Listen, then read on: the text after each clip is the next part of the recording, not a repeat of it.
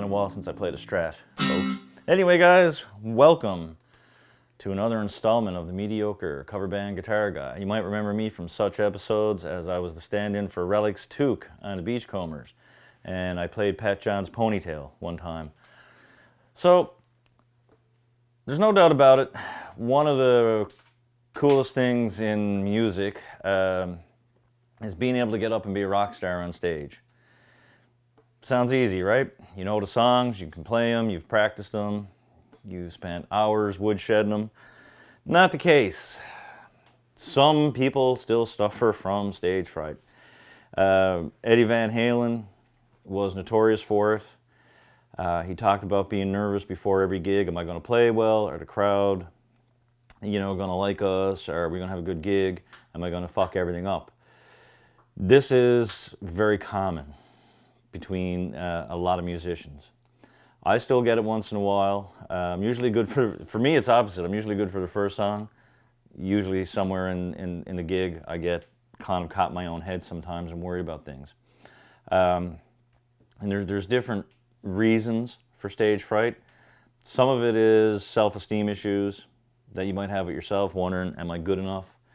Some of it is, I want to be perfect tonight. Some of it is through having another musician watching you play.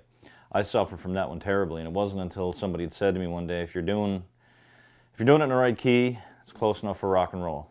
And, that's true. If you're pulling solos out note for note, why are you worried if another guy is watching you? Because if he's pulling the solos out note for note, you're playing the same notes.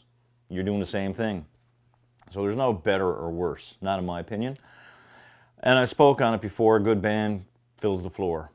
Drinks in the hands, asses on the floor. That's what the venue owners always want. So why do we suffer from it, Why does another musician intimidate us if we, and I guess sometimes it's hard to get out of our own head, and it's really bad when the musician who comes in to watch you, if you know he's a sketchy person, and they're in there basically sniffing around for your gigs, that doesn't help you either, because then you're completely out of your comfort zone. There's different forms of it. There's people that can't play live, that can play live, but you put them in a recording studio, and once as they hit that record button, they're all over the place. They can't get the right vibe. And then Joe Perry referred to this as red light fright, a guy from Aerosmith. And apparently Slash has that same thing.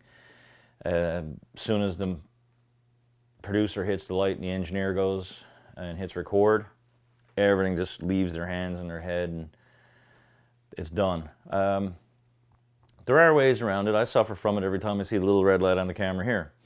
And doing this for many, many years on my own, like the whole first 2 years, I pretty much was solo, and now I've got Perry helping me out here. It's kind of, different having a human being walking around the room with you. I used to do this when the missus went to the grocery store and I was supposed to be mowing the lawn. So it takes me out of my old comfort zone, but even then, as soon as I'd push the little red button, that was it. There are ways around it, though. There are things you can do, little exercises that can help you out. For me, it's if we play a Friday night and I have one of those gigs where I didn't feel comfortable with my playing, I try to get away from music as much as I can the next day. Going for a walk downtown if it's a nice day. Taking the dog for a walk if it's a nice day. Watching a shit ton of cheesy action movies if I'm home by myself. Just sort of take my mind away from the gig that I played. And I had an instance when we had our first gig after COVID. We were doing Jesse's Girl, and I broke into the solo. I got the first part of it, the whole part of it right. When I went in to go to the second part where you kind of shift up the neck a little bit, the rest of the solo left my head. And the sound man actually had the best analogy of it ever. And it's like you were waiting for a ride, and you saw your ride coming up the road. You made eye contact with him when he was but then he drove by. That's how I felt too. So then that put it in my head. Every time we played that song for a couple months later, as soon as it came up, I was like, okay, don't fuck it up, don't fuck it up. And the next 3 or 4 times that we played it, guess what? I fucked it up because it was in my head and I couldn't get it out of there. It wasn't until we had another little break in playing that I'd forgotten all about that incident. It was no longer in my head, and I moved on to another song to fuck up and keep fucking up every time we played it. That happens to everybody, and anybody who says it doesn't, you're an asshole. It does.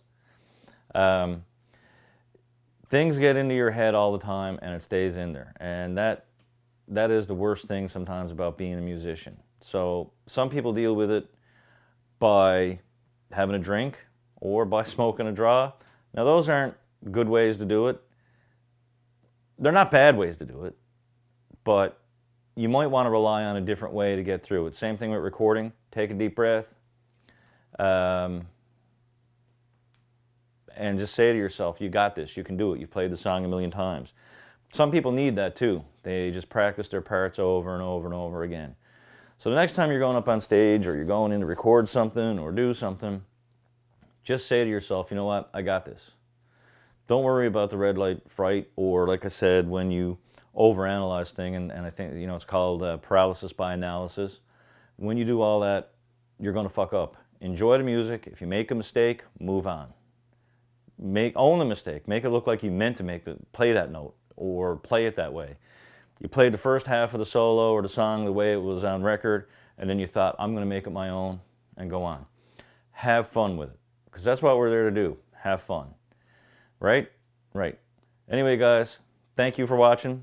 Hit the subscribe button or like something, or, you know, go out and order a pizza, whatever, float your boat. Stay safe. Support live music, always. Okay? Anyway, we'll be talking to you again. Cheers.